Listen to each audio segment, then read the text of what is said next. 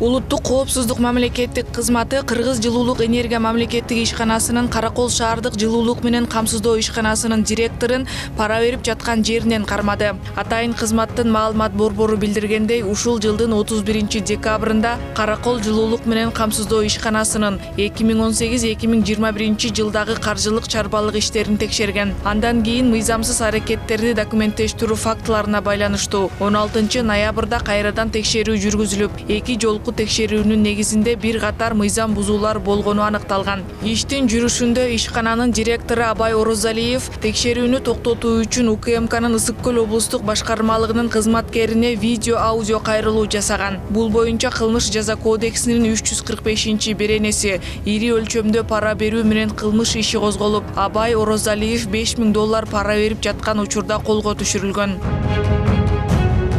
Эл аралык Банги тобунун кылмыштуу ишмердүүлүгүнө бөгөт коюлду. Улуттук коопсуздук мамлекеттик комитетинин маалымат борбору билдиргендей, 23-ноябрда жүргүзүлгөн ыкчам издөө иш-чараларынын натыйжасында эл аралык Баңгизат тобунун мүчөлөрү Өзбекстан Республикасынын жараны менен Кыргыз Республикасынын жараны кармалган. Атап айтканда, Өзбекстан Республикасынын аймагына Кыргыз Республикасынын жараны Жалал-Абад областынын Сузак районуна караштуу Арал айылынын жашоочусу аркылуу Баңгизатын ташууга аракет кылган. Мунун негизинде жалпы салмагы 2 килограмм 300 грамм болгон Чарльз Баңгизатын алып жаткан жеринен Жалал-Абад шаарынын Ленин Эркиндик көчөлөрүнүн кесилишиндеги Токтогул атындагы парктын жанынан Анжан облусунун тургуну 1988 жылы туулган жараны кармалган.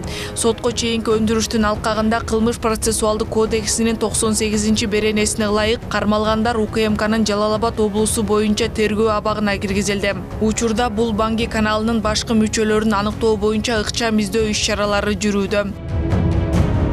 Жалал-Абад облусундагы алтын казган компаниянын мамлекетке ири өлчөмдө зыян келтиргени аныкталды. Жалал-Абад облустук УКМКнын башкы башкармалыгы тарабынан Жалал-Абад облусунун экология жана техникалык көзөмөлү жана алтын казуучу компаниянын өкүлдөрү, жаратылыш ресурстар министрлигинин облустук башкармалыгынын жооптуу кызматкерлерине кылмыш жаза кодексинин 337-беренесинин 3-бөлүмү кызмат абалынан кыянаттык менен пайдалануу боюнча кылмыш иши козголду. Тогуз-Торо районунда алтын казуу менен алектенген Тоо-Кен ишканасы уруксааттардын жана тиешелүү экологиялык паспорттун жоктугуна карабастан, экологиялык зыян үчүн тарифти жеңилдетилген ставка боюнча төлөп берип, мамлекетке өзгөчө ири өлчөмдө зыян келтирилгендиги аныкталган. Үстүбүздөгү жылдын 18-ноябрындагы издөө иштеринин натыйжасында белгиленген тарифте карама-каршылыктар аныкталган. Иликтөө иш-чараларынын жүрүшүндө аныкталган 20 миллион сом өлчөмүндөгү зыяндын бир бөлүгү мамлекетке кайтарылды. Учурда тергөө амалдары жүрүп жатат.